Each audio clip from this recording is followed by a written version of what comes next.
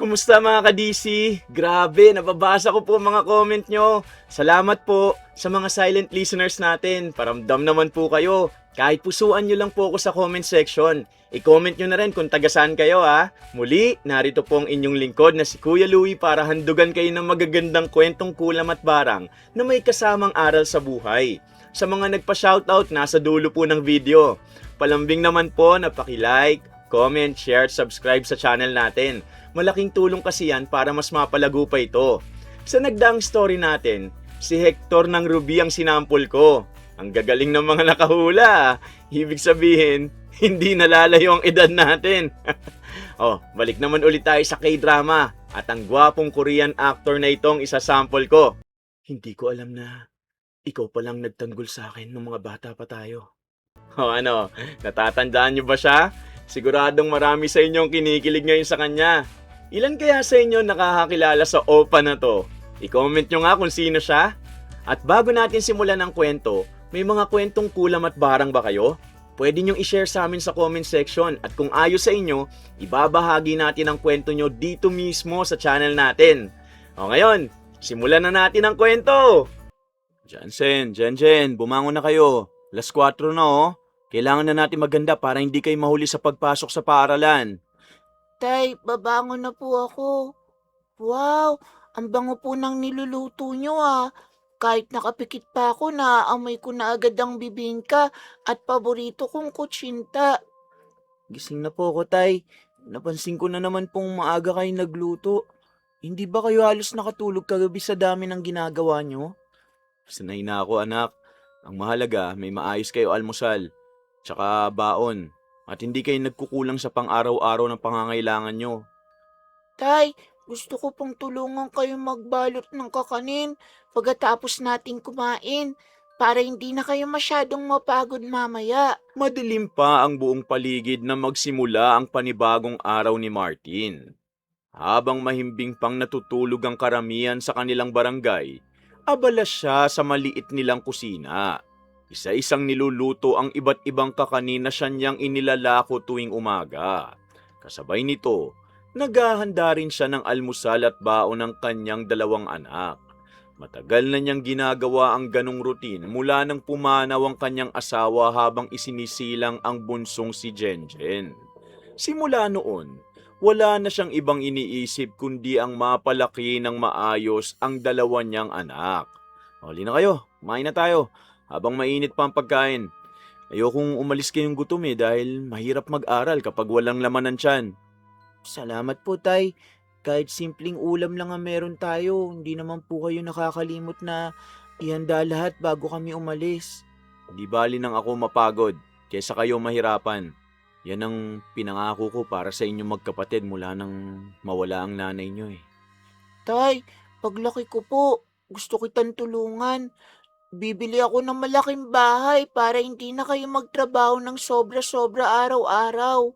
Nako, masaya na ako anak basta makita kong mababait kayong tao at makapagtapos ng pag-aaral. Yun lang ang pangarap ko bilang tatay nyo. Napangiti si Martin habang pinagmamasdan ng 2 anak na kumakain. Kahit pagod ang kanyang katawan dahil madaling araw pa lamang gising na siya, nawawala ang lahat ng yun kapag nakikita niyang maayos ang kalagayan ng mga bata. Pagkatapos nilang mag-almusal, maingat niyang nilagay ang kanilang baon sa mga bag bago isinukbit sa balikat ang malaking bilao ng mga kakanin. Halina kayo, hatid ko na kayo. Pagkatapos ko makapagbenta sa palengke, didiretso naman ako sa talyer ni Dennis para pumasok. Tay, ako na po ang magdadala ng maliit kong bag. Malaki na po ako at gusto kong mabawasan kahit konti ang pagod nyo. Sige, prinsesa. Basta huwag kang bibitaw sa kamay ko habang naglalakad dahil maraming sasakyan sa kalsada tuwing ganitong oras. Tay, mauna na po siguro ako maglakad pagdating natin sa tapat ng school. May kailangan pa po kasi akong ihanda bago magsimula ang klase namin Ayos lang anak. Basta mag-ingat ka palagi at huwag mong kalimutan na kumain ng baon mo bago sumapit ang tanghali. Magkakasabay silang naglakad patungo sa paaralan. Habang bitbit ni Martin ang mabigat na bilao ng mga kakanin, hawak naman niya ang kamay ni Jenjen. Marami nang nakakakilala sa kanya sa palengke dahil halos araw-araw doon siya dumaraan upang magtinda bago pumasok bilang mekaniko sa maliit na talyer ng kanyang kumpare na si Dennis. Kapag natapos ang trabaho sa talyer, tumatanggap pa siya ng mga sideline na pagkukumpuni ng motorsiklo at iba pang makina upang may maidagdag sa ipon para sa kinabukasan ng kanyang mga anak. Tay, parang ang dami na pong nakakakilala sa inyo. Halos lahat po ng nadadaanan natin, bumabati at bumibili ng mga kakanin nyo. Matagal na rin tayong dumadang kasi dito, anak. Malaking tulong sa atin ang mga suki natin. Kaya lagi kong sinisigurong masarap at bagong luto ang paninda. Tay, mauna na po ako. Baka maabutan pa ako ng mga kaklase ko sa kalsada at mahuli pa ako sa pagpasok. Sige anak, basta huwag kang tatakbo at mag-iingat ka sa pagtawid. Mamayang hapon, dito rin kita susunduin pagkatapos ng klase. Pagsapit nila sa kalsadang malapit sa paaralan, napansin ni Martin na may paparating na grupo ng mga kaklase ni Jansen. Biglang bumilis ang lakad ng binatilyo at unti-unting lumayo sa kanyang ama. Nang tuluyan na silang magkaharap ng mga kaklase nito, nagkunwari si Jansen na mag-isa lamang siyang naglalakad. Hindi man nagsalita si Martin, ramdam niya ang kirot sa kanyang dibdib. Pinili na lamang niyang ipagpatuloy ang pagtitinda habang tahimik na umaasang balang araw. Darating ang panahon na hindi na mahihiyang tawagin siyang ama ng sariling anak. Pagkatapos maubos ang kanyang paninda, agad na nagturo si Martin sa maliit na talyer ni Dennis. Martin, pare! Buti at dumating ka na! Kanina pa kita iniintay dahil sunod-sunod ang mga nagpagawa ng motorsiklo at tricycle ngayong umaga. Mukhang mapapasabak na naman tayo sa mabigat na trabaho, pare. Pasensya na, pare, ha. Medyo natagalan lang ako sa pagtitinda ng mga kakanin. Mabuti na lang at naubos agad ang paninda kaya nakarating din ako agad bago magtanghali. Pagpasok pa lamang niya, bumungad na agad ang ilang motorsiklo at tricycle na naghihintay ng pagkukumpuni. Hindi na siya nag-aksaya ng oras. Isinabit niya ang kanyang lumang tuwalya sa balikat, nagsuot ng guwantes at agad sinimulang baklasin ang makina ng unang motorsiklong nakapila. Halos araw-araw, ganoon ang kanyang ginagawa. Sa umaga, nagtitinda siya ng kakanin. Pagsapit ng tanghali hanggang hapon, mekaniko naman siya. At kapag umuwi sa bahay, tumatanggap pa siya ng mga sideline mula sa mga kapitbahay na nagpapaayos ng mga makina. Alam niyang mabigat ang ganong trabaho, ngunit wala siyang ibang iniisip kundi ang kinabukasan ni na Jansen at Jenjen. Pare, napapansin ko nitong mga nakaraang linggo, mas lalo ka napapagod. Hindi ka na halos nagpapahinga kahit oras ng tanghalian. Hindi ba napapagod ang katawan mo? Napapagod din naman ako, Dennis. Pero sa tuwing naiisip kong malapit nang magtapos ng seniorize si Jansen, parang nawawala rin ang pagod ko, pare. Gusto kong maipagpatuloy niyang pag-aaral eh. Kilala kita, Martin. Hindi ka kailanman nagkulang bilang ama. Sana balang araw, makita rin ng mga anak mo kung gaano kalaki ang isinasakripisyo mo para sa kanila. Yun din ang ipinagdarasal ko araw-araw. Hindi ko hinihiling na yumaman sila agad.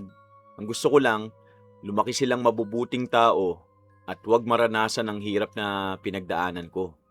Nagpatuloy si Martin sa pagkukumpuni ng makina. Habang pinupunasan niya ang mga bahaging nababalot ng grasa, hindi niya maiwasang maalala ang nangyari kanina sa harap ng paaralan. Saglit siyang napabuntong hininga ngunit agad ding ibinalik ang kanyang atensyon sa trabaho. Ayaw niyang madala ang personal na problema sa kanyang hanap buhay. Para sa kanya, bawat motorsiklong maayos niyang natatapos, katumbas ng dagdag na kita na maaari niyang ilaan sa baon, matrikula, at pangangailangan ng kanyang dalawang anak. Kahit masakit ang unti-unting paglayo ng loob ni Jansen, hindi yun naging dahilan upang mawalan siya ng pag-asang balang araw, may pagmamalaki rin siya ng sariling anak.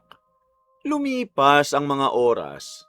Martin, pare, tama na muna ang ginagawa mo. Magtanghalian na tayo, halika na.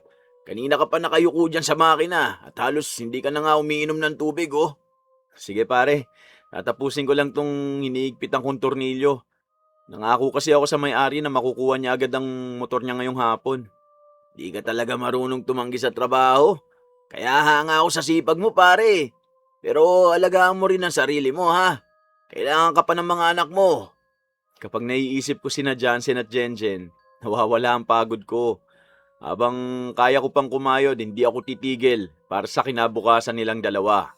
Yan ang dahilan kung bakit pinagpapala ka rin ng mga tao nagtitiwala sa trabaho mo eh.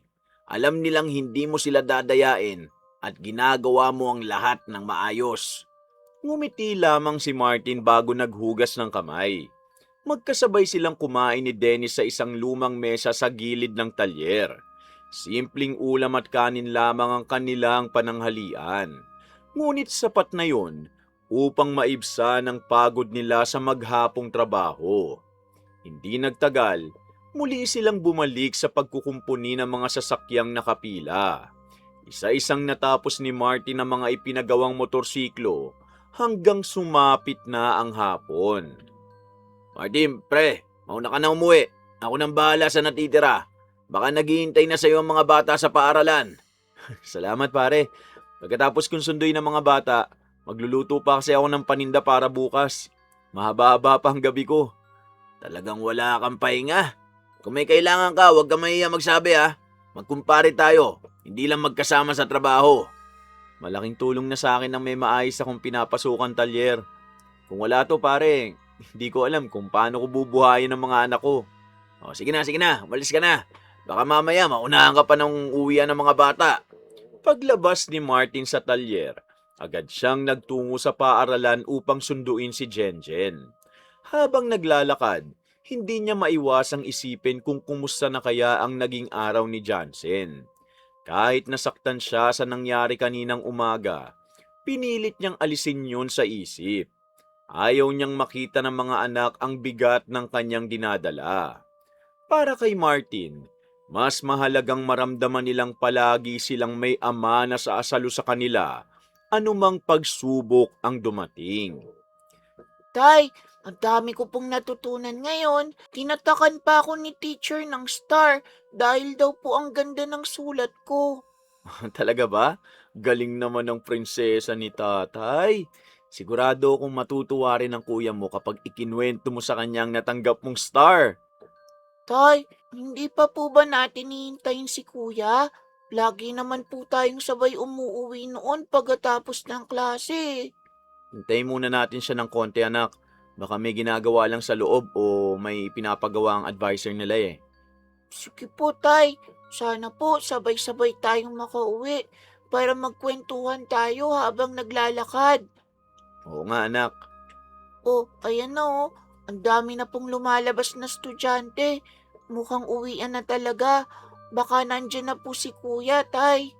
Maghintay lang tayo ng konti anak. Sigurado ako lalabas din si Kuya Johnson mo. Baka may inayos lang siya sa loob ng silid nila. Kapag nakita ko si kuya, ipapakita ko sa kanyang star na binigay ni teacher. Tuwang-tuwa po ako kanina eh. Sigurado ako matutuwa rin ng kuya mo kapag kwento mo yan. Lagi naman niyang ipinagmamalaki na masipag ka mag-aral eh. Tay, pasensya na po kung natagalan ako. May ipinasa lang kaming project kaya nahuli akong lumabas eh. Paglapit ni Johnson sa ama at kapatid, isang itim na sasakyan ang huminto sa gilid ng kalsada. Bumaba roon ang kapatid ni Martin na si Michael na may suot na polo at dalang maliit na paper bag. Agad siyang napangiti nang makita ang pamangkin. Matagal nang may lamat ang samahan nilang magkapatid dahil sa ilang hindi nila napagkasunduan noon, kaya bihira na silang mag-usap. Gayunman, nang pumanaw ang nag-iisang anak ni Michael, na kasing edad lamang noon ni Jansen na 10 taong gulang, unti-unti niyang ibinuhos ang pagmamahal sa pamangkin. Simula noon, mas naging malapit sina Michael at Jansen kesa kina Martin at Michael. Jansen, pamangkin! Mabuti at naabutan kita. Kumusta ang klase nyo? Mukhang pagod na pagod ka. Uncle, okay naman po. Katatapos lang namin ng project presentation. Kinabahan ako kanina pero naging maayos din ang resulta. Yan ang gusto kong marinig. Kapag sinisipagan mo ang pag-aaral, mas marami kang magiging pagkakataon pagdating ng panahon. Magandang hapon kuya. Napadaan ka yata rito. Mukhang sakto ang dating mo sa uwian ng mga bata ah. May meeting kasi ako malapit dito, kaya naisip kong silipin si Jansen. Matagal ko na rin siyang hindi nakikita kaya gusto ko lang kumustahin. Napansin ni Marky ang saya sa mukha ng anak habang kausap ang tiyuhin nito. Sa halip na magselos, natuwa pa siya. Naniniwala siyang malaking inspirasyon para kay Jansen ang isang taong nagsumikap hanggang maging matagumpay sa propesyon. Para kay Martin, kung may matututunan ng anak mula kay Michael, mas lalo pa siyang gaganahang magsikap bilang ama. Uncle, totoo po bang kayo namamahala ngayon sa malaking project ng kumpanya nyo? Yun po bang sinabi nyo nung huli tayo nagkita? Oo, marami kaming pinaplanong itayong gusali kaya halos araw-araw akong nasa iba't ibang lugar. Mahirap ang trabaho, pero masarap sa pakiramdam kapag nakikita mong unti-unting natatapos ang project. Galing mo naman po. Sana balang araw, maging engineer din ako katulad nyo. Gusto kong gumawa ng malalaking gusali at tulay. Oh, bakit hindi? Basta pagbutihin mo lang ang pag-aaral mo. Kapag dumating ang araw na papasok ka sa kolehiyo, tutulungan kitang maabot ang pangarap mo. Masaya ako marinig yan, kuya. Pangarap ko ring makapagtapos si Jansen at magkaroon ng magandang kinabukasan. Kung engineer ang gusto niyang maging, isusuportahan ko siya sa abot na makakaya ko. Kaya nating matupad yan. Halika na, ihahatid ko na kayong tatlo pa uwi. Nakasakay ang apat sa magarang kotse ni Michael habang binabaybay nila ang kalsada pa uwi.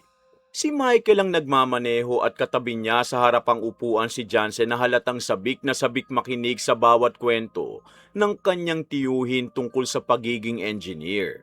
Sa likuran naman, magkatabing nakaupo sina Martin at Jenjen. Jansen, kumusta naging project nyo ngayong araw? Ayos naman ba? Maayos naman po, Uncle. Mas lalo nga po akong ginagana mag-aral kapag naiisip kong balang araw, magiging engineer din ako katulad nyo. Maganda ang pangarap mo. Pero tandaan mong hindi sapat ang talino lang ha. Kailangan mo maging matyaga at handang magsakripisyo para marating yon. Opo, Uncle. Gagawin kong lahat para hindi kayo mabigo. At para makapasok ako sa magandang universidad balang araw. Yan ang gusto kong marinig anak. Habang nakikita kitang porsigido mag-aral, nawawala ang lahat ng pagod ko sa paghahanap buhay. Nagpatuloy ang biyahe habang masayang nagkukwentuhan sina Michael at Jansel tungkol sa pag-aaral at sa iba't ibang project sa engineering. Hindi maiwasang mapangiti ni Martin sa tuwing naririnig ang pananabik ng anak sa bawat paliwanag ng kanyang kuya. Para sa kanya, malaking bagay ang magkaroon si Jansen ng isang taong pwedeng hangaan at pagkuna ng inspirasyon. Umaasa siyang mas lalo pang pagbubutihin ng anak ang pag-aaral upang balang araw maabot nito ang pinapangarap na propesyon. Kapag nagbakasyon kayo, sasama kita sa opisina namin. Gusto kong makita mo kung paano ginagawa ang mga plano ng isang engineer. Talaga po ba? Matagal ko na pong gustong makita ang mga blueprint at mga modelong ginagamit niyo sa mga project, Uncle. Oo naman, mas mabuting makita mo agad ang trabahong gusto mong pasukin para mas lalo kang ganahang magsikap sa pag-aaral. Maraming salamat kuya. Malaking bagay sa akin na may taong gumagabay kay Jansen sa pangarap niyang maging engineer. Tito Michael, kapag malaki na rin po ako, pwede ba niyo akong dalhin sa opisina niyo kahit hindi engineer ang gusto ko? Nagkaroon ng masayang tawanan sa loob ng sasakyan dahil sa inosenteng tanong ni Jenjen. Ilang sandali pa, huminto sila sa tapat ng maliit na bahay ni na Martin at saka sabay na bumaba. Oh, Jansen, alam mo ba kung bakit gustong-gusto kong pagiging engineer? Dahil bawat proyektong natatapos namin, may napapakinabangan ang napakaraming tao. Yun din po ang gusto ko, Uncle. Ayoko magkaroon lang ng trabaho. Gusto ko may magawa rin akong mahalagang bagay para sa maraming tao. Maganda ang ganyang pag-iisip. Kapag may malinaw kang pangarap, mas madaling tiisin ang hirap ng pag-aaral at ang mga pagsubok na darating. Anak, pakinggan mo mabuti ang tsuhin mo ha. Marami kang matututunan sa mga karanasan niya kaysa sa mababasa mo sa libro. Kuya, kapag engineer ka na, Gagawan mo ba ako ng napakalaking bahay na may sarili akong kwarto at maraming laruan? Siya nga pala, Jansen. Para sa'yo yan, oh. Nakita ko yung libro na yan nung isang araw eh. Baka makatulong habang pinag-aaralan mo pa lang ang mga concept. Ha? Maraming salamat po, Uncle. Hindi ko po akalaing bibigyan niyo ako ng ganito. Babasahin ko po agad ito mamayang gabi.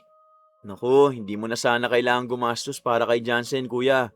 Malaking tulong na ang oras na ibinibigay mo sa kanya. Huwag mo na isipin yon. Masaya ako nakikita siya nagsisikap. Sayang naman kung hindi ko siya matutulungan sa paraang kaya ko. Uncle, salamat din po. Babasahin ko rin po ang libro kapag marunong na akong umintindi ng mahihirap na salita. Napangiti silang lahat sa sinabi ni Jenjen. Ilang sandali pa, nagpaalam na si Michael at sumakay muli sa kanyang sasakyan. Pinagmasdan muna ni Martin ang papalayong sasakyan bago inakay ang dalawang anak papasok ng bahay.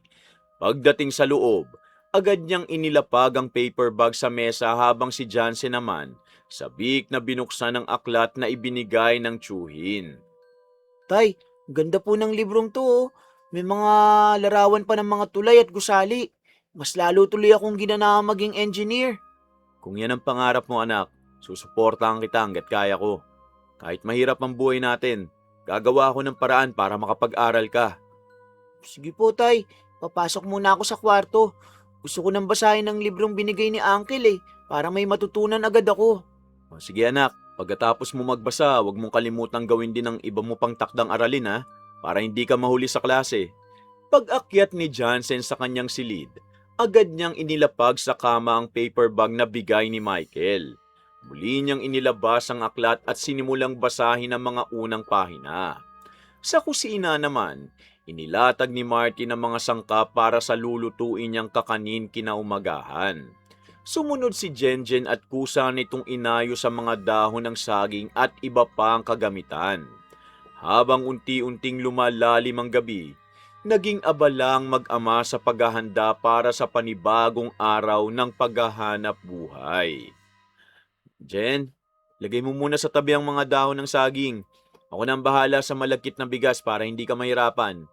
Opo, tay. Gusto ko lang po talagang matuto para paglaki ko, marunong na rin po akong tumulong sa inyo sa paggawa ng kakanin. Mas gusto kong pagbutihin mo ang pag-aaral mo. Ang pagtulong mo sa akin, bonus na lang.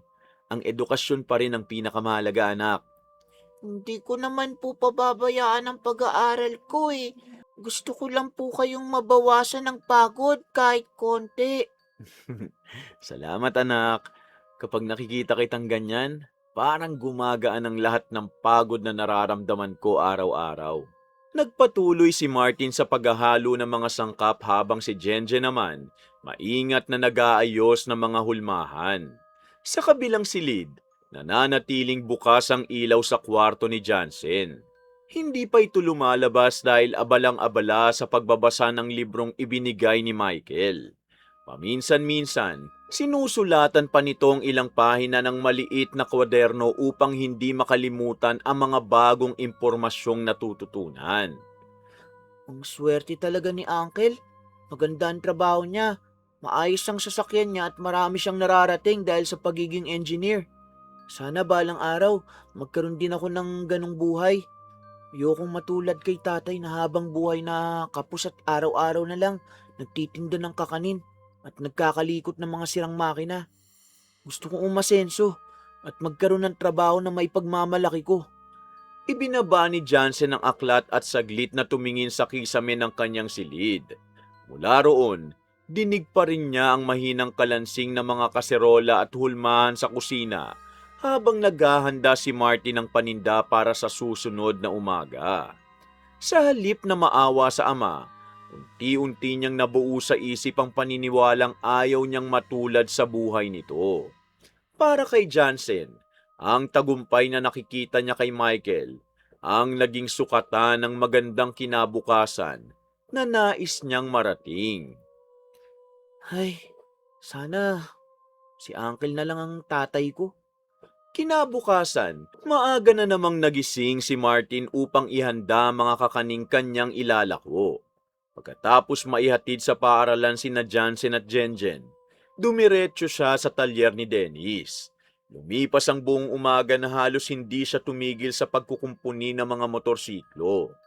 Pagsapit ng hapon, nagtungo naman si Jansen sa opisina ni Michael gaya ng napag-usapan nila nung nakaraang araw. Halika, may gusto ko ipakita sa'yo. Ito ang mesa ko kapag wala ako sa site. Dito ko inaayos ang mga plano at mga kailangang pirmahan. Ang linis naman po rito. 2 computer pang gamit nyo, Uncle. Akala ko nun, iisa lang ang kailangan ng engineer. Magkaiba ang gamit ng mga yan. Yung isa para sa mga plano. Yung isa naman para sa mga report at meeting. Dami palang kailangan gawin. Akala ko dati puro drawing lang ang trabaho nyo, Uncle. Marami ka pa matutuklasan. Kapag nakapagtapos ka, baka mas maganda pa maging opisina mo kaysa rito. Dinala ni Michael si Jansen sa malaking bintanang tanaw ang itinatayong gusali ng kanilang kumpanya. Ilang mabibigat na kagamitan ang gumagalaw sa ibaba habang abala mga manggagawa at hindi maalis ang tingin ni Jansen sa laki ng project. Pakiramdam niya, napakalayo ng mundong yon sa simpleng buhay na nakasanayan niya. Sa unang pagkakataon, pumasok sa isip niyang gusto niyang magkaroon ng trabahong hindi kailangang umuwi araw-araw na amoy grasa at pagod na pagod. Uncle, ano po ba talaga ang pakiramdam kapag nakikita nyong natatapos ang isang malaking project? Masarap ang pakiramdam. Lalo na kapag alam mong maraming tao makikinaabang sa ginawa ninyo. Parang gusto ko rin pong maranasan yun balang araw. Posible naman. Basta huwag ka mawala ng tiyaga sa bawat hakbang. Lalo tuloy po ako na-excite. Pagkatapos ng pagbisita, inihatid ni Michael si Jansen pa uwi.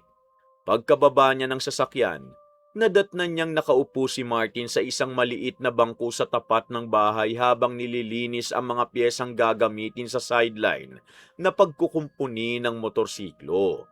May bakas pa ng grasa ang kanyang mga kamay kahit nakapagpalit na ng damit. Saglit na napatigil si Jansen. Hindi niya namalayang ikinumpara niya ang simpleng bakuran ng kanilang bahay sa malamig at maayos na opisinang pinanggalingan niya. Wala siyang sinabi, subalit may bagong kaisipang unti-unting nabuo sa kanyang isip. Anak, tamang-tama ang uwi mo. May nais lang ako motorsiklo ng kapitbahay. Hugasan ko lang ang mga kamay ko para makakain na tayo. Sige po, Tay. Papasok muna ako sandali sa kwarto. Ilalagay ko lang po ang mga gamit ko. Kuya, ang tagal mo naman. Kanina pa kita iniintay eh. Akala ko hindi ka na uuwi ngayon. Marami lang talagang ipinakita si Uncle sa akin. Hindi ko na malayan ang oras eh. Mabuti naman kung nag-enjoy ka. Halika, sabay na tayo maghapunan pagkatapos kumagayos, ha? Pumasok si Jansen sa kanyang silid ngunit hindi muna niya binuksan ang bag. Lumapit siya sa bintana at natanaw ang ama na muling yumuko upang tapusin ang paglilinis ng mga pyesa. Naalala niya ang opisina ni Michael. Malinis, malamig, at maayos ang lahat. Pagkatapos, napatingin siya sa bakuran nilang puno ng lumang makina at mga gamit sa pagkukumpuni. Hindi niya namalayang nagsimula na niyang ikumpara ang dalawang mundong yon sa kanyang isipan. Bakit kaya sobrang magkaiba ang buhay nila? Magkapatid naman sila, pero parang napakalayo ng agwat nila. Kuya, bakit ka nakatingin lang dyan? Halika na, naghihintay na si tatay para kumain tayo. Ikaw na muna. Susunod na lang ako, may iniisip lang ako eh. Huwag mong paghintayin si tatay. Kahit pagod siya, gusto niya talaga sabay-sabay tayong kumakain. Sige na nga, pupunta na ako. Sabay-sabay silang naupo sa maliit na mesa para maghapunan. Tulad ng dati, si Martin ang nagsandok ng kanin at naglagay ng ulam sa mga plato ng dalawang anak bago ang sarili niya. Tahimik lamang si Jansen habang kumakain. Paminsan-minsan, naaalala niya ang mga kwentong ibinahagi ni Michael tungkol sa mga proyektong pinamumunuan nito. Lalo niyang naramdaman ang malaking pagkakaiba ng pamumuhay ng kanyang tiyuhin at ng kanilang pamilya. Anak, napansin ko tahimik ka. Napagod ka ba ngayong araw? Medyo po, marami lang akong iniisip pagkatapos ng pagpunta ko sa opisina ni Uncle. Ako, normal lang yan. Minsan kapag may bago kang natututunan, marami ka ring naiisip tungkol sa gusto mong marating. Kuya, kapag engineer ka na, sasakay mo rin ba kami sa sarili mong kotse? Oo, gusto kong magkaroon ng maayos na buhay balang araw. Hindi tulad dito. Natigilan si Martin ngunit agad ding binaliwala ang sinabi ng kanyang anak. Matapos ang hapunan, dinala ni Martin ang mga pinagkainan sa kusina. Naiwan sina Jansen at Jenjen sa mesa.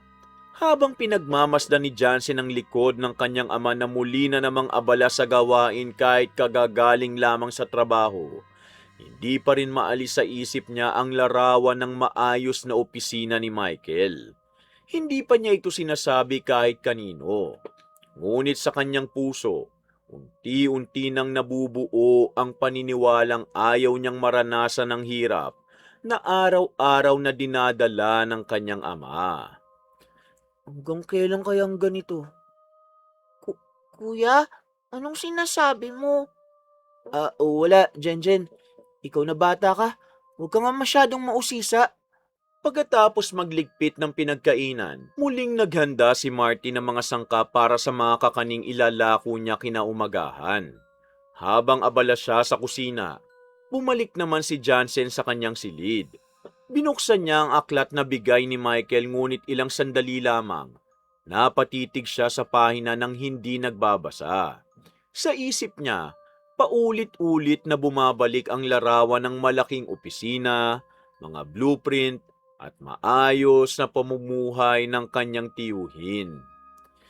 Balang araw, gusto kong magkaroon ng ganitong buhay.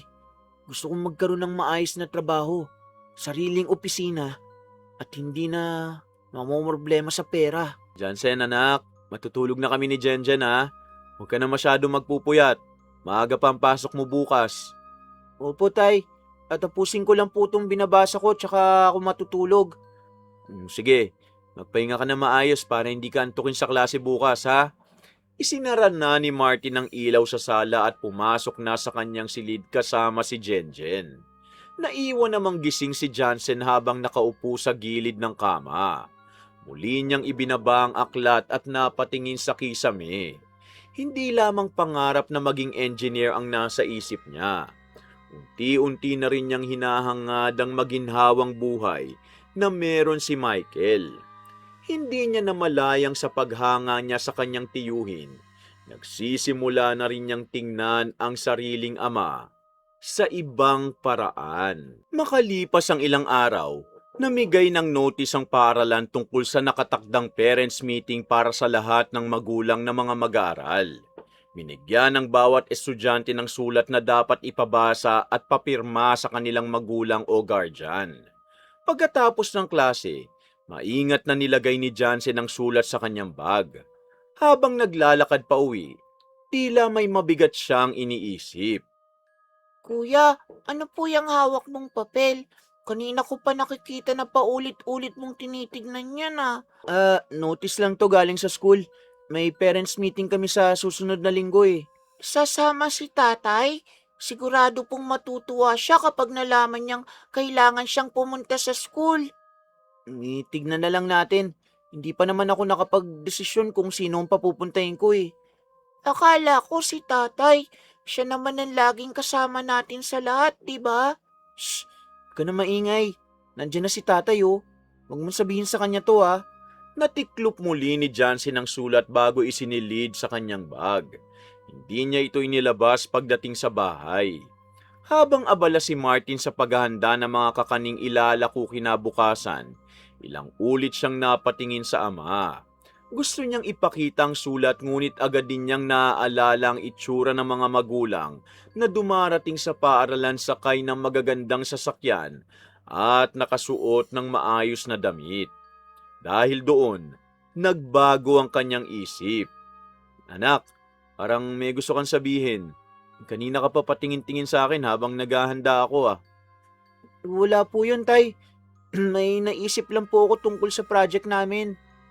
Kung may kailangan kang gamit o bayarin sa school, sabihan mo lang ako agad ha. Gagawan ko ng paraan. Opo, Tay. Sasabihin ko po kung meron. Tay, tapos ko na pong ayusin yung mga dahon ng saging. May iba pa po ba kayong ipapagawa sa akin? Nagpatuloy ang gabi na tila walang kakaibang nangyari. Habang naghahalo si Martin ng mga sangkap, nanatiling nasa bag ni Johnson ang sulat tungkol sa parents meeting. Ilang beses niya yung hinawakan ngunit hindi niya magawang ibigay sa ama. Sa isip niya, mas mabuting ibang tao na lamang ang dumalo kaysa makita ang mga kaklase niyang mekaniko at nagtitinda lang ng kakanin ang kanyang ama. Jenjen, tandaan mo ha. Huwag mo na munang sabihin kay tatay ang tungkol sa notice. Ako nang bahala ron. Bakit naman, kuya? Hindi ba si tatay naman talagang pupunta kapag may meeting sa school? May naisip lang ako. Basta huwag mo muna siyang tanungin tungkol dun ha. O sige, kung yan ang gusto mo. Pero parang may tinatago ka kay tatay. Wala, huwag mo na lang munang isipin yun. Pagpasok sa silid, inilabas ni Johnson ang notice mula sa kanyang bag. Ilang sandali niya itong tinitigan bago kinuha ang kanyang cellphone. Ilang beses niyang binasa ang petsa ng parents meeting. Sa halip na ilapag ang notice sa mesa kung saan madaling makita ni Martin, muli niya itong itinupi at ibinalik sa loob ng bag. May pasya na siyang nabuo sa isip. Subalit wala pa siyang lakas ng loob na sabihin yun sa ama. Tinawagan niya ang kanyang tiyuhin. Hello po, uncle. Pasensya na po kung gabi na ako tumawag. May gusto lang po sana akong itanong. Ayos lang, Johnson. Mabuti nga tumawag ka. Kumusta? May kailangan ka ba? May parents meeting po kasi kami sa susunod na linggo eh.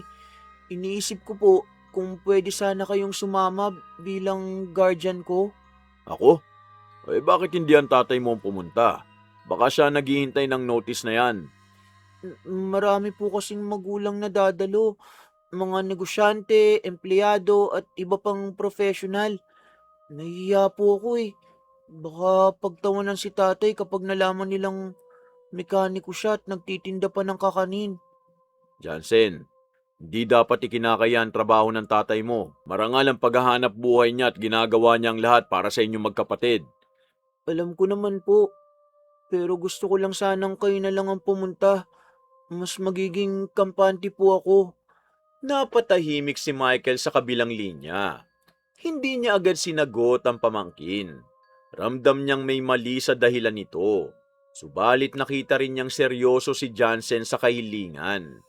Ayaw niyang masaktan si Martin ngunit ayaw din niyang baliwalain ang pamangkin na matagal na niyang itinuturing na parang sariling anak. Pag-iisipan ko muna, Johnson ha. Ayokong gumawa ng desisyong makakasakit sa tatay mo. Sige po, uncle. Pasensya na po kung bigla ko kayong inabala. Pahinga ka na muna. Tatawagan kita kapag nakaisip na ako. Opo, good night po. Ibinaba ni Johnson ang tawag at dahan-dahang inilapag ang cellphone sa tabi ng kama. Sa kabilang silid, patuloy pa ring naghahanda si Martin ng mga lulutuin para sa madaling araw na pagtitinda. Kinabukasan, maagang umalis si Martin upang maihatid ang mga kakanin sa kanyang mga suki bago dumiretso sa talyer. Naiwan sa bahay sina Jansen at Jenjen na naghahanda rin para sa pagpasok dahil na late sila ng gising. Bago isara ni Jansen ang kanyang bag, muli niyang sinilip ang notice. Tinignan niya ito ng ilang sandali bago muling itinago sa pinakaloob na bulsa upang hindi ito makita ng ama. Kuya, sigurado ka bang hindi mo pa rin ibibigay kay tatay ang notice? Baka hanapin nyo ng teacher nyo. Huwag ka mag-alala. Ayusin ko rin yan. Basta huwag mo munang sasabihin kay tatay na may parents meeting kami ha. Parang naaawa ko kay tatay. Sigurado ko gusto niyang pumunta kung malalaman niya. Alam ko, pero may dahilan ako. Sana maintindihan mo muna ako. Lumabas na ang magkapatid patungo sa paaralan. Habang naglalakad, mas lalong tumitibay ang pasya ni Jansen na si Michael ang gusto niyang dumalo sa parents meeting. Hindi niya napansing sa bawat hakbang na ginagawa niya, lalo rin siyang lumalayo sa sariling ama. Samantala, walang kaalam-alam si Martin sa notice na nakatago sa bag ng anak. Ang tanging nasa isip niya, ang matapos ang trabaho sa talyer upang makauwi ng maaga at makasama ang dalawang anak sa hapunan. Dumating ang araw ng parents meeting. Maaga nang nagsidatingan ng mga magulang at guardian sa paaralan. Isa-isang pumapasok ang mga estudyante kasama ang kanilang pamilya habang abala ang mga guro sa pagtanggap sa kanila. Pagkaraan ng ilang minuto, huminto ang sasakyan ni Michael sa harap ng paaralan. Bumaba siya at saka sinabayan si Jansen papasok sa loob ng campus. Jansen, sigurado ka bang ayaw mong ipaalam sa tatay mong tungkol sa meeting na ito? Opo, Uncle. Mas mabuti na pong wag na muna. Ako na po ang bahalang... Ako na po ang bahala kapag tinanong niya ako. Hindi ako komportable sa ginagawa natin eh. Pero ayokong mapahiya ka rin sa harap ng mga kaklase mo. Salamat po, Uncle. Malaking bagay na pumayag kayong samahan ako ngayong araw. Sana balang araw, maayos mo rin to sa tatay mo ha. Pumasok silang dalawa sa silid-aralan kung saan gaganapin ang meeting. Habang naghihintay sa pagsisimula, napansin ng ilang magulang si Michael. Magalang siyang nakipagkamayan at naupo sa tabi ni Jansen. Hindi nawala sa isip niyang sinabi ng pamangkin nung nakaraang gabi. Kahit hindi siya sang-ayon sa dahilan nito, pinili muna niyang samahan ng binatilyo upang hindi ito mag-isa sa meeting. Magandang hapon po sa inyong lahat. Maraming salamat at naglaang kayo ng oras para dumalo sa ating parents meeting. Magandang hapon din po, ma'am. Ikaw ba ang guardian ni Jansen ngayong araw? Opo, ako po ang tiyuhin niya. Akala ko darating ang tatay niya. May nangyari po ba't hindi siya nakadalo? Napatigil si Michael. Sandali siyang napatingin kay Jansen bago muling bumaling sa guro. Ayaw niyang magsinungaling, ngunit ayaw rin niyang ilagay sa alanganin ng pamangkin. Napabuntong hininga muna siya bago sumagot. May trabaho kasi siya ngayon, ma'am. Ako na lang ang pinakiusapan niyang dumalo para sa meeting. Ganun ba? Mabuti naman at may nakasama si Jansen ngayon. Mahalaga pa rin na may kinatawa ng pamilya sa ganitong usapin. Salamat po, ma'am. Oo, sige po. Magsisimula na tayo. Nagsimula ng meeting habang tahimik na nakikinig si Michael. Sa kabilang banda naman, walang tigil sa pagkukumpuni ng motorsiklo si Martin sa talyer habang wala siyang kaalam-alam na sa mismong oras na yon, may parents meeting na ginaganap sa paaralan ng kanyang anak at iba ang pinapunta ng kanyang anak para sa kanya. Bago tayo magtapos, gusto ko pong pasalamatan ng lahat ng magulang at guardian na patuloy na sumusuporta sa pag-aaral ng ating mga estudyante. Maraming salamat din po, ma'am. Malaking bagay ang mga paalala nyo para sa amin. Jansen, maayos ang mga marka mo. Pero napapansin ko nitong mga nakaraang linggo, medyo tahimik ka na sa klase. Sana manatili kang active. Opo, ma'am. Sisikapin ko pong mas maging active sa mga susunod na araw. Alam kong malaki ang potensyal mo. Huwag mong sayangin yon, ha? Nagpatuloy pa ng ilang minuto ang pagpupulong bago isa-isang nagsitayuan ng mga magulang at guardian. Lumapit ang ilang magulang kay Teacher Leia upang magtanong tungkol sa mga project at iba pang gawain sa paaralan.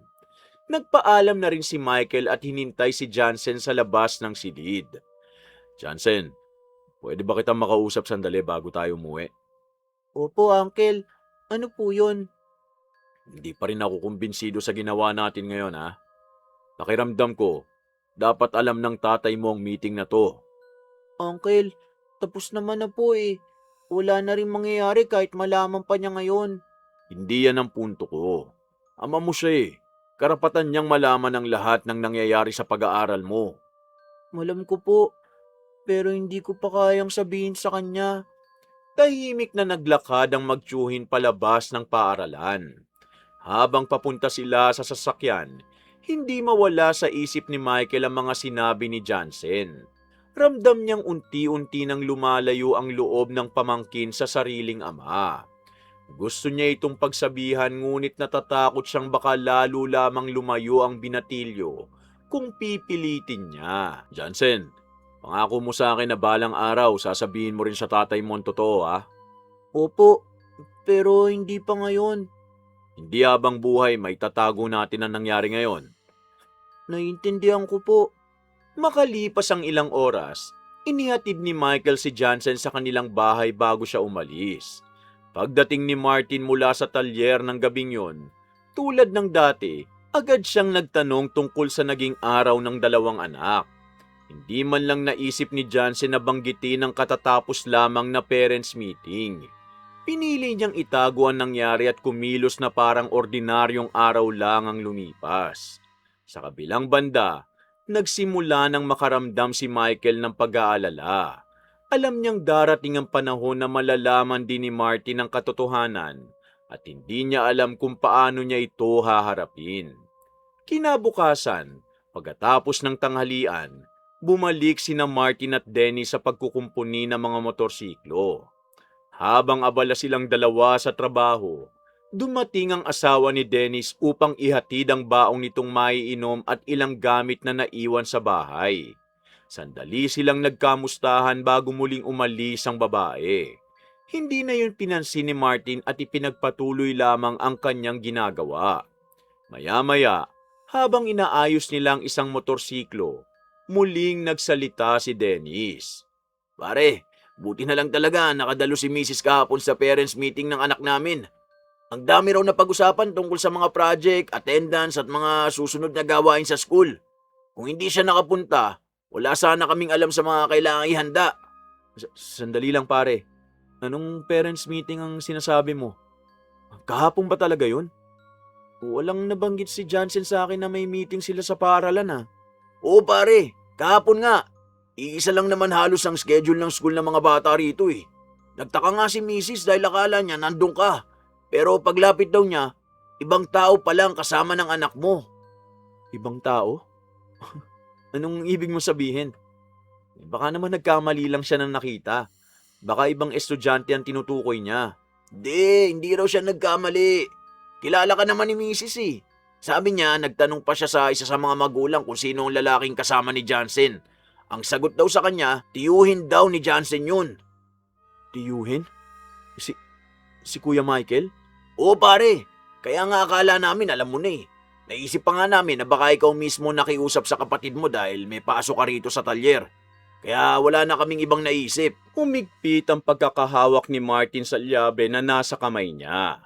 Hindi siya agad nakapagsalita. Ilang ulit niyang binalikan sa isip ang mga sinabi ni Dennis. Pinilit niyang alalahanin kung may pagkakataong may gustong sabihin sa kanya si Jansen nitong mga nakaraang araw. Unti-unti niyang naisip ang mga sandaling tila may itinatago ang anak, ngunit hindi niya yung pinansin dahil inakala niyang tungkol lamang sa school project. Pare Martin, baka naman may hindi lang kayo pagkakaintindihan. Hindi ko alam pre. Kung may meeting pala, bakit hindi man lang sinabi sa akin? Kahit isang salita lang sana, pupunta naman ako eh. Kahit galing pa ako sa pagtitinda o dumiretso mula rito sa talyer, hahanapan ko ng oras yun. Baka may dahilan si Jansen. Huwag ka muna mag-isip ng kung ano-ano. Mas mabuti sigurong kausapin mo muna siya pag uwi mo mamaya ha. Hindi na sumagot si Martin. Tahimik niyang ibinalik ang pansin sa motorsiklong kanyang inaayos. Ngunit ilang ulit siyang napatigil. Hindi na niya maalis sa isip ang isang tanong na paulit-ulit na bumabalik sa kanya. Bakit kailangan pang ibang umattend? Ako ang ama niya.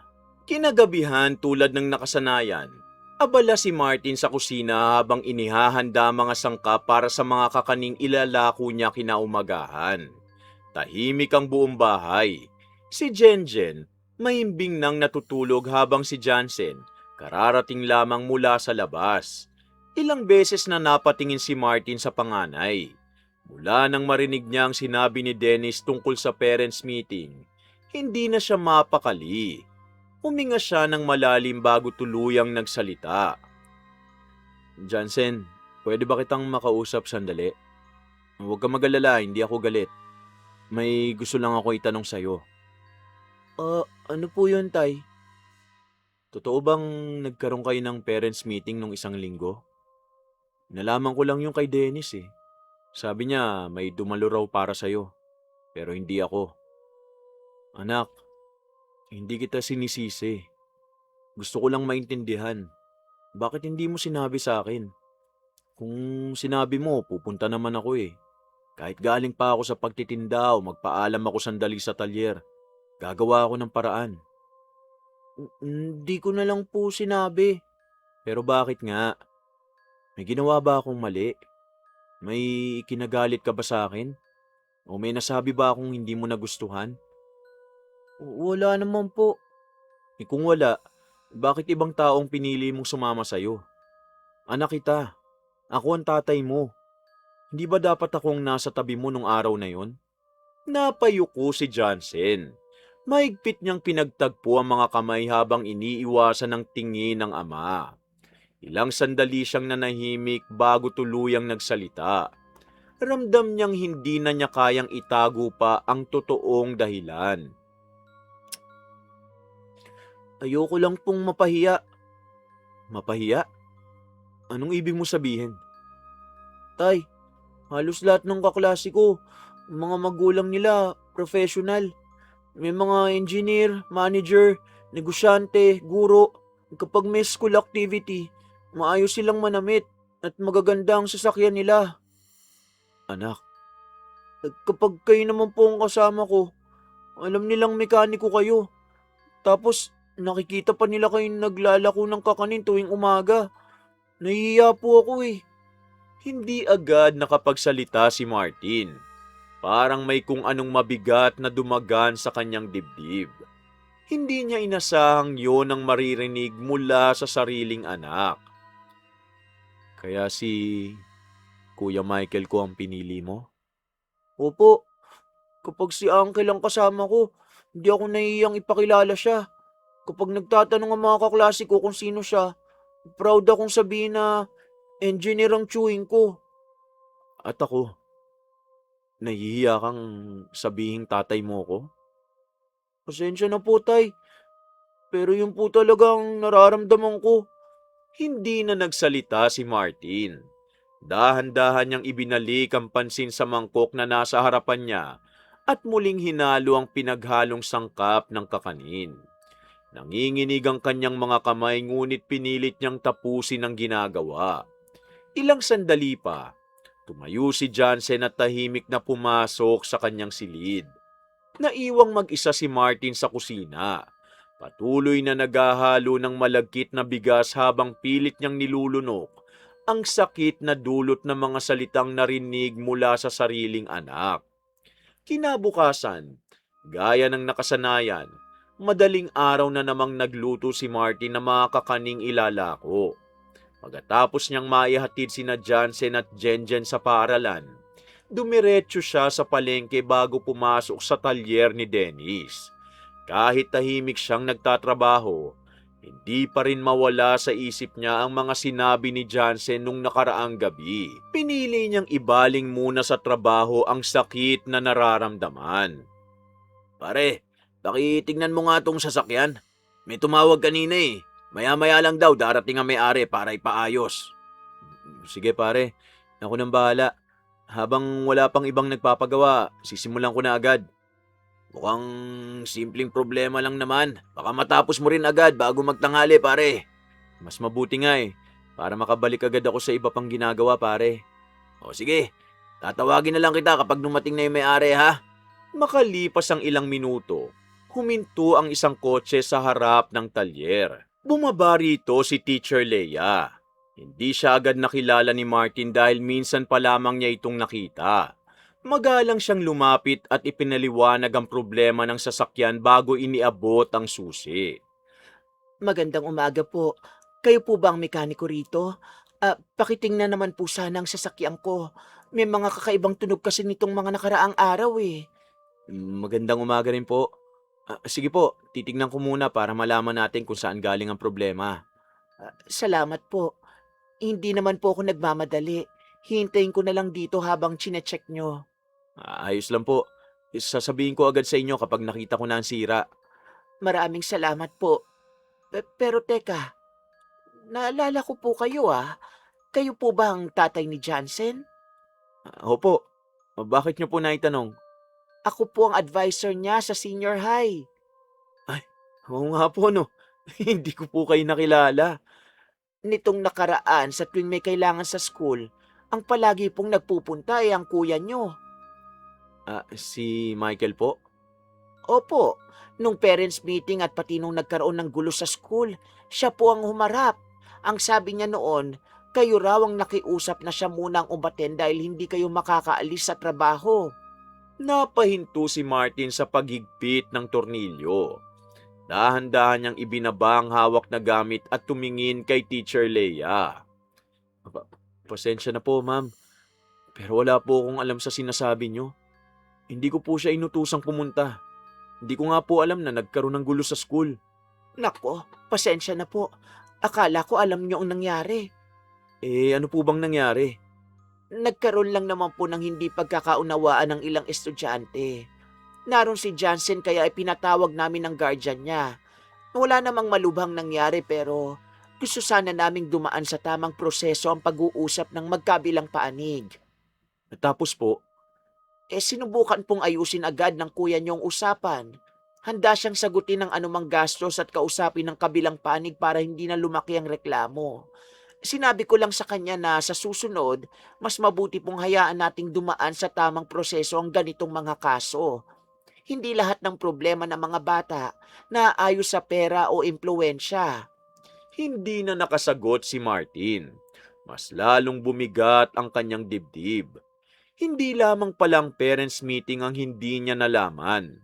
Pati ang isang mahalagang pangyayari sa buhay ng kanyang anak ay ibang tao na naman ang humarap bilang ama niya. Lahat ng iyon, kinimkim ni Martin. Alam niyang kapag kinumpronta niya ang kanyang anak, mas lalo lang lalayo ang loob nito sa kanya. Makalipas ang ilang buwan, dumating ang araw na matagal nang hinihintay ni Martin. Ang graduation ni Jansen sa senior high.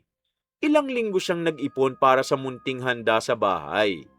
Dahil kulang ang pera, nanghiram na lamang siya ng puting polo at maayos na pantalon kay Dennis. Hindi na siya bumili ng sapatos. Mas pinili niyang idagdag ang naipon sa ipambibili ng pagkain para sa simpleng salo-salo nila pag-uwi. Pare, bagay sa iyang polo ah. Huwag mo nang isipin kung tsinelas lang ang suot mo. Ang mahalaga, makikita mong gagraduate ang anak mo. Sayang, hindi kasya sa iyo ang sapatos ko eh. Salamat pare. Hindi naman ako nahihiya sa tsinelas. Mas masaya akong may maihahanda ako sa pag-uwi namin mamaya. Tama yan. Hindi naman sapatos ang titingnan ng anak mo ngayon eh. Ang mahalaga, kasama ka niya sa mahalagang araw na to. Ako, di na ako sasama. Nandun naman ang misis ko para sa anak namin eh. O sige na, umalis na kayo. Baka mahuli pa kayo sa programa. Maaga silang dumating sa paaralan. Hawak ni Martin ang maliit na supot na may lamang tubig at panyo habang katabi niya si Jenjen. Paminsan-minsan, ngumingiti siya sa mga magulang na nakakasalubong nila. Hindi niya alintana ang tsinelas na suot o ang lumang relo sa kanyang kamay. Ang nasa isip lang niya, ang sandaling makita ang anak na aakyat sa entablado. Tay, ang daming tao. Ang ganda rin po ng mga bulaklak na dala nila. Oo nga anak eh. Mamaya, palakpakan natin ng malakas ang kuya mo kapag tinawag na siya ha.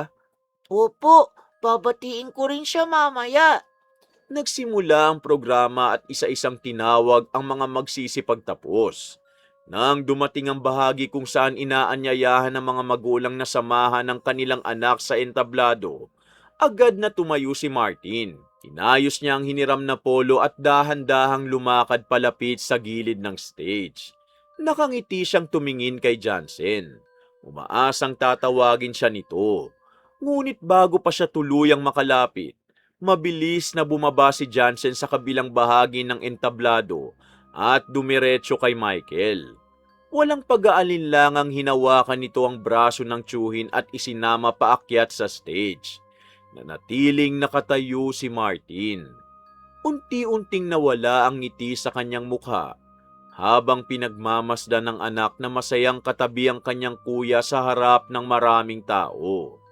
Wala siyang nagawa kundi umatras at bumalik sa kanyang upuan. Tay, bakit po hindi kayong isinama ni kuya? Ah, ayos lang anak.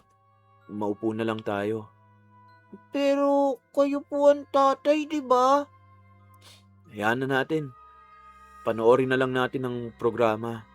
Natapos ang graduation sa masayang palakpakan ng mga magulang at estudyante. Isa-isang nagkuhaan ng litrato ang bawat pamilya sa harap ng entablado. Mula sa kinauupuan niya, nakita ni Marty na magkakasamang nagtatawanan sina Jansen at Michael habang nagpapakuha ng larawan. Maya-maya pa, lumapit si Jansen. Tay, sasama muna ako kina Uncle. Kumain daw muna kami sa labas. Mamaya na lang po ako uuwi. Oh, sige anak, mag-iingat kayo. Opo. Martin, ihatid ko na rin siya mamaya. Huwag ka nang mag-alala. Magkahawak kamay na naglakad sina Martin at Jenjen palabas ng paaralan. Hindi na siya lumingon pa sa entablado.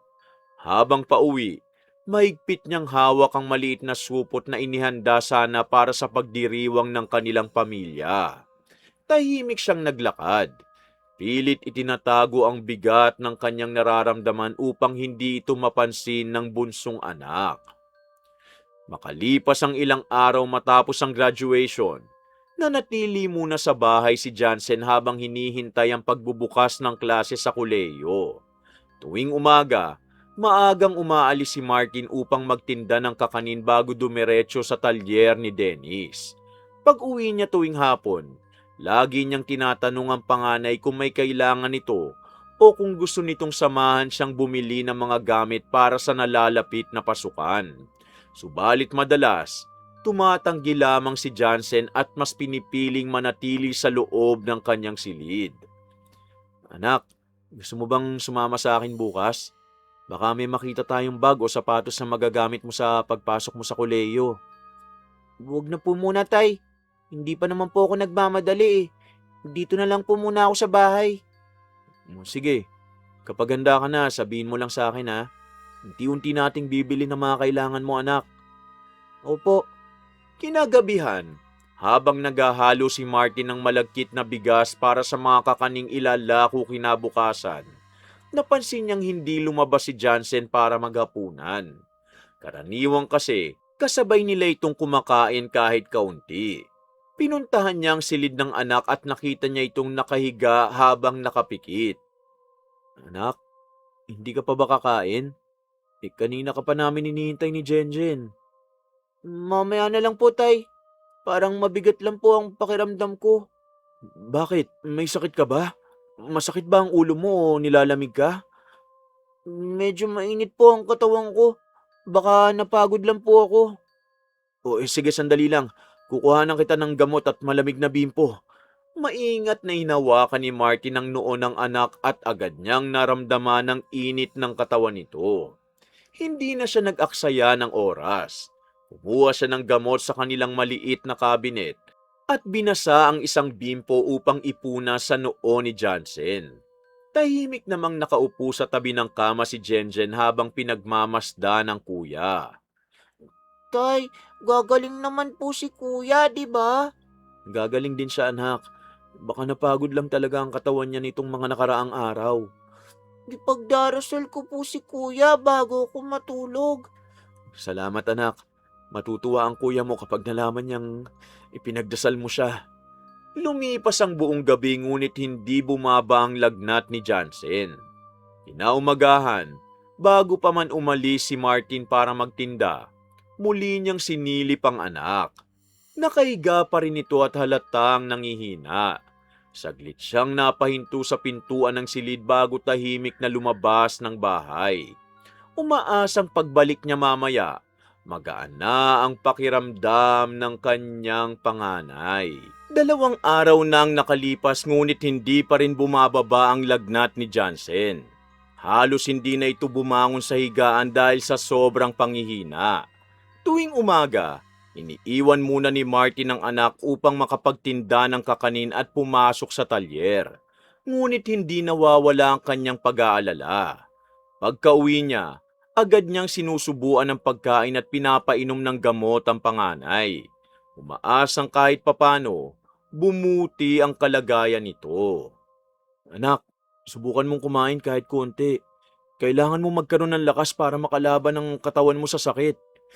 Hindi ko po kaya, tay. Kahit tubig lang parang nahihilo na agad ako. Pakiramdam ko, lalo lang ako nanghihina habang tumatagal. Magtiis ka muna.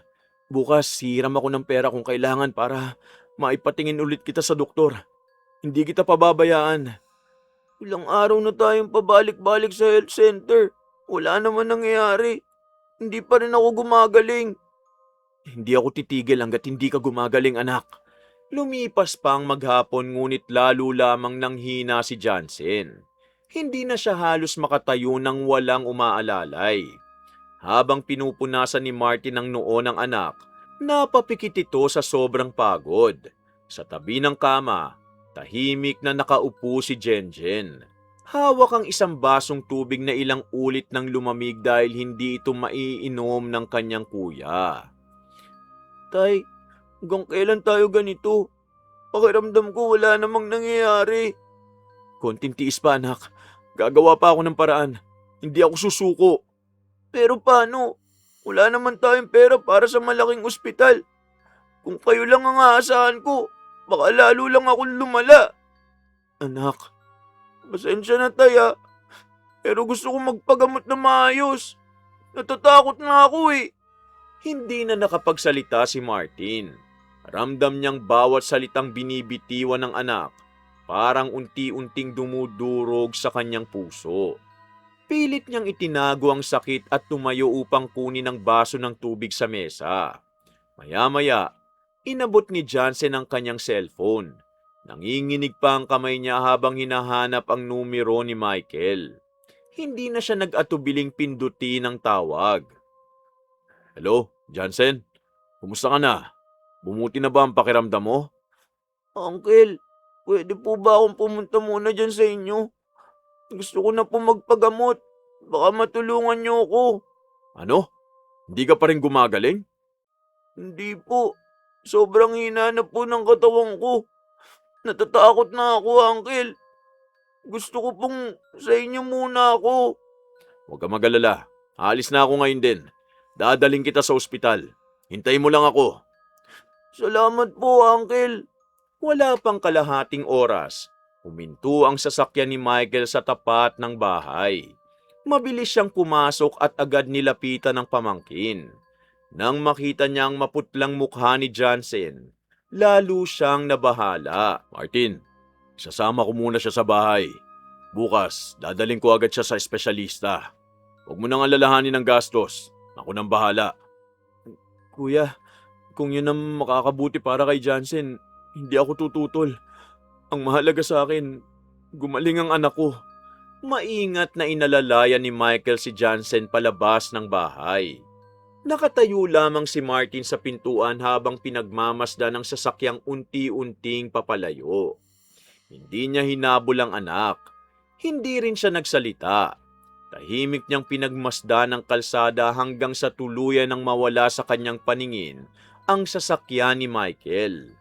Kinabukasan, maagang isinama ni Michael si Jansen sa isang pribadong ospital sa lungsod. Halos hindi na makalakad ang binata kaya inalalayan niya ito hanggang sa makapasok sa loob. Agad silang nirehistro at isa-isang ipinagawa ng doktor ang mga kinakailangang laboratory test. Tahimik lamang ang asawa ni Michael na si May habang nakaupo sa waiting area. Huwag ka mag-alala, Jansen. Gagawin natin ang lahat para malaman kung anong sanhi ng sakit mo. Salamat po, Uncle. Pasensya na kung malaking abala at gastos to sa inyo. Huwag mong isipin ang pera. Ang mahalaga, gumaling ka. Anak ka rin ng kapatid ko, kaya parang anak na rin ang turing ko sa'yo. Hindi ko po makakalimutan ang tulong nyo, Uncle. Tama ang uncle mo. Magpahinga ka lang at sundin mong sasabihin ng mga doktor. Ilang oras ang lumipas bago sila tinawag ng doktor upang ipaliwanag ang resulta ng mga unang pagsusuri. Tahimik na nakinig sina Michael at May habang nakaupo si Johnson sa wheelchair. Nakita na namin ang resulta ng mga laboratory test. Sa ngayon, wala kaming nakikitang impeksyon o anumang malinaw na dahilan kung bakit mataas pa rin ang lagnat niya. Dok, sigurado po ba? Ilang araw na siyang ganito at lalo pa siyang nangihina. Nauunawaan ko ang pag-aalala ninyo. May ilang pa tayong pagsusuri na kailangang gawin. Hindi tayo pwedeng basta manghula lang. Dok, gagaling pa po ba ako? Gagawin namin ang lahat na makakaya namin. Kailangan lang natin maging maingat at kumpletuhin ang mga test. Paglabas nila ng silid ng doktor, agad na inayos ni Michael ang pagbabayad sa laboratory at iba pa ang gastusin. Hindi niya na ito ipinakita kay Johnson upang hindi na mandagdagan ang iniisip nito. Uncle, ang dami niyo na po sigurong nagastos. Huwag mo nang isipin yon. Mas mahalaga ang buhay mo kaysa sa kahit na anong halaga ng pera. Kung wala po kayo, di ko alam kung ano na nangyari sa akin. Basta magtiwala ka lang. Hahanap tayo ng paraan. Tahimik na nakatingin si May sa kanilang dalawa. Napansin niyang halos hindi na inaalis ni Michael ang atensyon kay Johnson. Siyang umaalalay dito sa paglalakad. Siya rin ang bumibili ng pagkain at gamot. At siya rin ang unang lumalapit kapag may kailangan ng binata. Wala siyang sinabi. Ngunit halatang may kung anong bumabagabag sa kanyang isip. Pag-uwi nila sa bahay, siniguro ni Michael na komportable ang pamangkin at nasa tabi nito ang lahat ng kakailanganin. May kailangan ka pa ba, Johnson? Wala na po, Uncle. Maraming salamat sa lahat. Magpahinga ka na. Bukas, kung hindi pa rin bumuti ang pakiramdam mo, dadali naman kita sa isa pang espesyalista. Opo. Ipagluluto kita ng mainit na sabaw. Baka kahit papano, gumaan ang pakiramdam mo. Salamat po, Tita May. Kinabukasan, isa na namang espesyalista ang kanilang pinuntahan. Muli na namang sumailalim si Johnson sa iba't ibang pagsusuri. Gayunman, pareho pa rin ang naging sagot ng mga doktor. Wala silang makita na sapat na dahilan upang ipaliwanag ang patuloy na mataas na lagnat at matinding panghihina ng binata. Habang lumilipas sa mga araw, lalo lamang nag-aalala si Michael. Samantalang sa kabilang banda, tahimik na ipinagdarasal ni Martin na sana may doktor nang makahanap ng lunas sa sakit ng kanyang anak. Johnson, kumusta ang pakiramdam mo ngayon? Humupa na ba kahit konti ang lagnat mo? Wala pa rin po, Uncle. Parang lalo pang ang bumibigat ang katawan ko. Kahit ilang hakbang lang, hinihingal na agad ako. Huwag kang panghinaan ng loob. Kung kailangan, magpapatingin pa tayo sa ibang espesyalista. Hindi ako titigil hanggat hindi natin nalalaman kung ano talaga ang sakit mo. Pasensya na po. Ang laki na ng nagagastos niyo dahil sa akin. Huwag mong isipin ang pera. Mas mahalaga ang buhay mo kaysa sa kahit na anong halaga. Tama ang uncle mo. Magpahinga ka muna. Ako na ang bahala sa pagkain mo at sa mga gamot na kailangan. Salamat po, tita. Sana gumaling na talaga ako. Pakiramdam ko, pabigat na ako sa inyong dalawa eh. Huwag na huwag mo sasabihin yan. Habang may pag-asa, lalaban tayo. Ilang araw nang lumipas ngunit wala pa ring pagbabago sa kalagayan ni Johnson. Halos lahat ng inirerekomendang laboratory test at gamot ng mga doktor nasubukan na. Subalit hindi pa rin nawawala ang kanyang lagnat at panghihina. Habang si Michael abala sa pag-aalaga sa pamangkin, si Marty naman pilit na ipinagpapatuloy ang kanyang araw-araw na trabaho. Maaga siyang nagtitinda ng kakanin at pagkatapos dumidiretso sa talyer ni Dennis. Kahit pagod na pagod, hindi nawawala sa isip niya ang anak. Pare, magpahinga ka naman sandali. Kanina ka pa walang tigil sa trabaho ah. Halata sa mukha mong hindi ka na natutulog. Paano ako makakapagpahinga, pare? Di ko alam kung ano na ang kalagayan ni Johnson. Ang hirap isipin na may sakit ang anak ko pero wala akong magawa. Naiintindihan kita pare. Pero kung panghihinaan ka rin ng loob, sino pa ang lalaban para sa kanya? Eh, kaya nga kahit mabigat ang pakiramdam ko, kailangan ko pa rin kumayod eh. Baka dumating ang oras na kailanganin din niya ang tulong ko. Huwag ka mawala ng pag-asa. Baka may paraan pa na hindi pa natin naiisip. Habang inaayos ni Martin ang makina ng isang sasakyan, dumating ang isang matandang customer na matagal nang nagpapagawa sa talyer. Napansin nito ang malungkot na mukha ni Martin. Martin, parang mabigat ang problema mo ah. Hindi ka ganyan nung mga nakaraan. May sakit po kasi ang anak ko. Ilang doktor nang tumingin sa kanya pero wala pa ring makita kung anong dahilan, sir. Araw-araw po ako nag-aalala. Ganun ba? Baka hindi doktor ang kailangan niya. Meron kasing ganun. May isang manggagamot sa kabilang bayan na maraming natulungan. May mga kaso na hindi maipaliwanag ng doktor. Pero gumaling ang mga pasyente pagkatapos niyang tignan. Manggagamot po? Hindi ko alam kung dapat ba ako maniwala. Ay wala namang mawawala kung susubukan mo. Kapag ginawa mo na ang lahat at wala pa ring sagot, minsan kailangan mo rin buksan ang isip mo sa ibang paraan.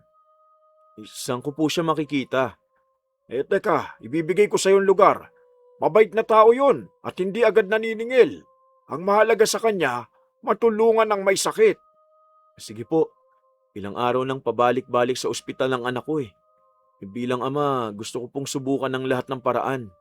Naiintindihan kita. O ito, isusulat ko ang address niya. Kilala siya ng mga tao sa kabilang barangay. Kumuha ang matanda ng maliit na piraso ng papel at maingat na isinulat ang address ng manggagamot. Ipinaliwanag din ito ang mga palatandaan sa daan upang hindi maligaw si Martin. Kapag narating mo ang lumang kapilya, lumiko ka sa kaliwa. May malaking punong manggaron. Ang bahay na nasa likod nun ang hinahanap mo. Maraming salamat po. Malaking bagay ang tulong niyo, sir. Sana makatulong siya sa anak mo. Ingat ka sa biyahe ah. Tumango si Martin at maingat na itinupi ang papel bago inilagay sa bulsa. Nagpaalam muna siya kay Dennis at sinabi nitong mauna na siyang umuwi dahil wala rin namang kailangang tapusing trabaho sa talyer. Pagdating sa kanilang bahay, dumiretso siya sa silid ni Johnson. Tahimik niyang pinagmasdan ang higaan ng anak na ilang araw nang walang gumagamit. Nakabukas pa rin ang aparador nito. Dahan-dahan niya yung binuksan at kumuha ng isang damit na madalas isuot ni Johnson. Maingat niya itong inilagay sa isang malinis na supot. Tay, saan po kayo pupunta? May susubukan lang si tatay na paraan para matulungan ang kuya mo. Gagaling na po ba si kuya? Yun ang ipinagdarasal ko, anak. Hindi na nagtagal pa si Martin sa bahay. Agad siyang umalis at sinundan ang address na ibinigay ng matandang customer. Ilang beses pa siyang nagtanong sa mga residente upang matiyak na tama ang kanyang dinaraanan. Makalipas ang halos isang oras, narating niya ang isang tahimik na barangay. Sa likod ng malaking punong mangga, naroon ang maliit ngunit maayos na bahay na itinuro sa kanya. Huminga siya ng malalim bago marahang kumatok sa pintuan. Ilang sandali pa, bumukas yun at lumabas ang isang matandang babae. Magandang hapon. Anong maitutulong ko sa iyo? Magandang hapon po. Ako po si Martin. May anak po akong may malubhang karamdaman. Ilang ospital na po ang napuntahan namin eh. At ilang espesyalista na rin ang tumingin sa kanya. Pero hanggang ngayon, wala pa rin makapagsabi kung anong sakit niya. Ganun ba? Pumasok ka muna. Maupo ka at ikwento mo ng maayos ang lahat. Pagkaupo nila, isa-isang ikinwento ni Martin ang biglaang pagkakasakit ni Johnson.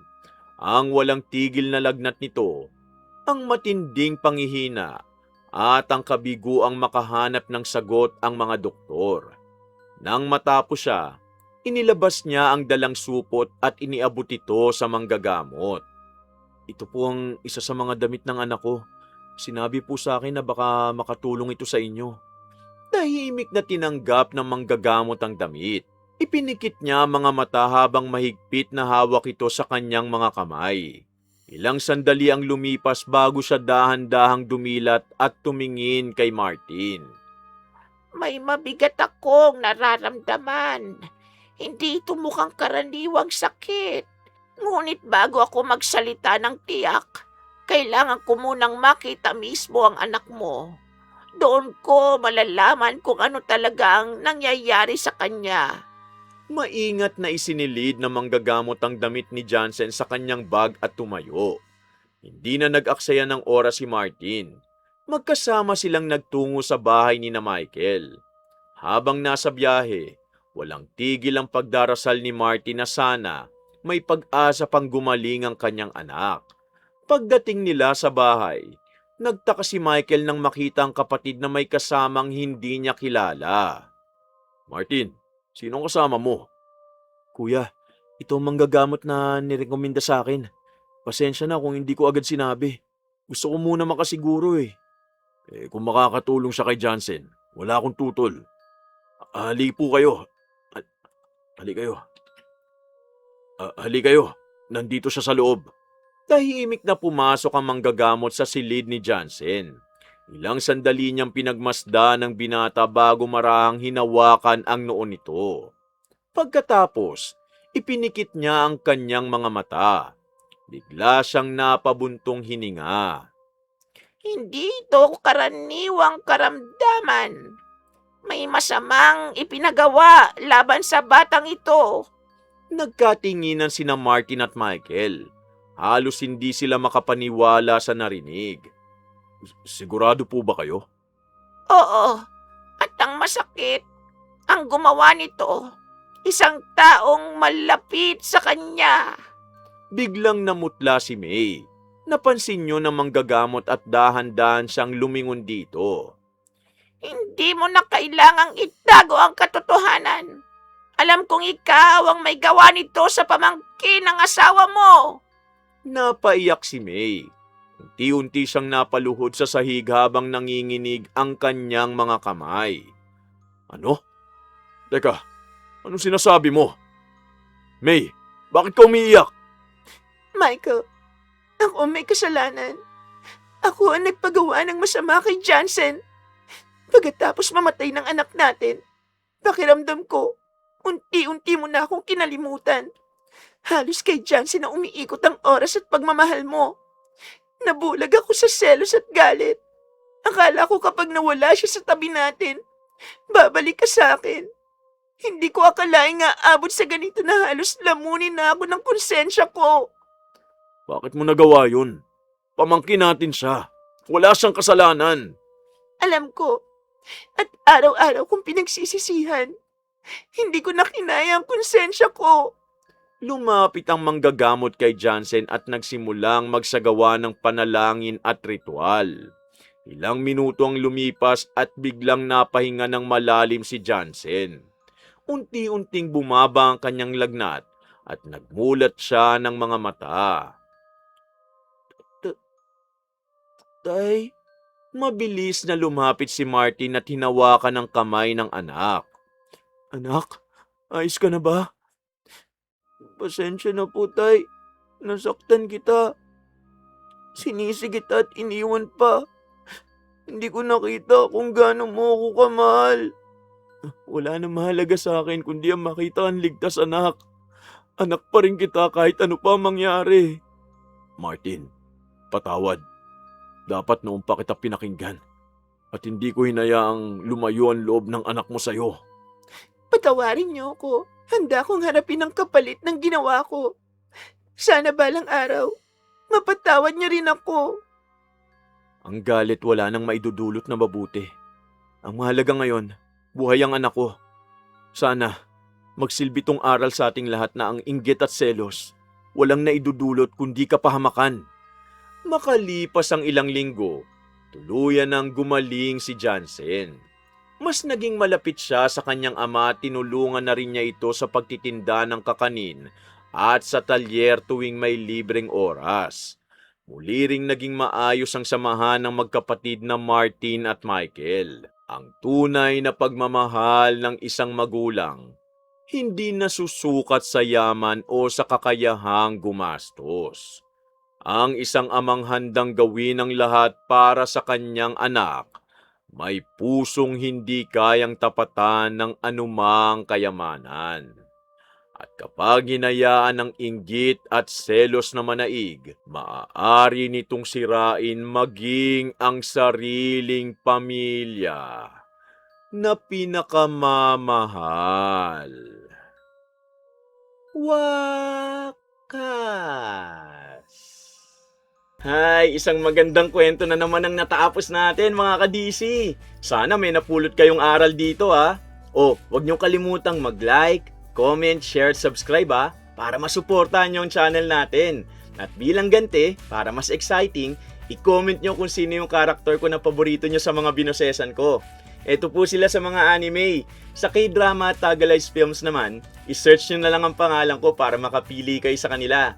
Lilinawin ko lang mga ka-DC, yung sample na pinaririnig ko sa inyo sa bawat character, yun mismo ang boses na ginamit ko nung pinalabas sila sa Tagalized version sa TV. Huwag nyo rin kalimutang i-comment kung anong masasabi niya sa kwento natin ngayon ha. Pag napili ko ang comment mo, isa-shoutout kita sa next story natin. Oh, shoutout na ulit tayo!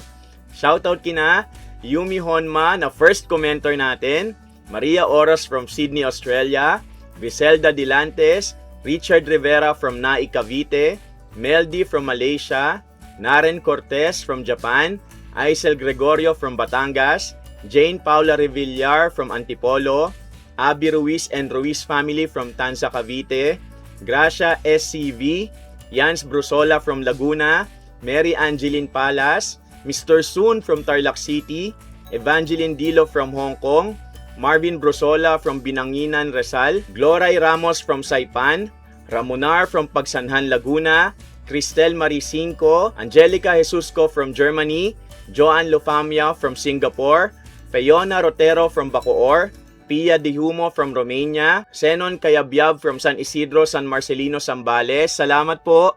Kathleen Josane Fernandez, Carol Fuertes, Nerissa Molina, Alona Minaki from Japan, Queenie Ken Cuenca, Bini PH Blooms, hello po, Welson Rivera, Dulce Lemon from Saudi Arabia, Guko from Luzon, Yani Teng from Iloilo, Ana Marie Padua, Mi Grace Arelia, Janine Dior from Cavite, Steffi 9, Fashion Aeon from Japan, Kazuko Gio at Kinabochok, Janjan at AJ, Pakita Channel from Imos, Cavite, Antoinette Tagan from Santa Maria, Bulacan, Edita Hermino at LCS Garments from Malolos, Bulacan, Shanine Rachel Ortal Rintak, Hermina Salvacion from San Antonio, Nueva Ecija, Gerald Tendoy from Paisud, June Magsilang Kayanan at Joanna Kayanan from Tarlac, Jessa May Cabanan, Miss Ko Pico from Calasiao, Jenny from Kuwait, Raylin May Nepal from Malabon,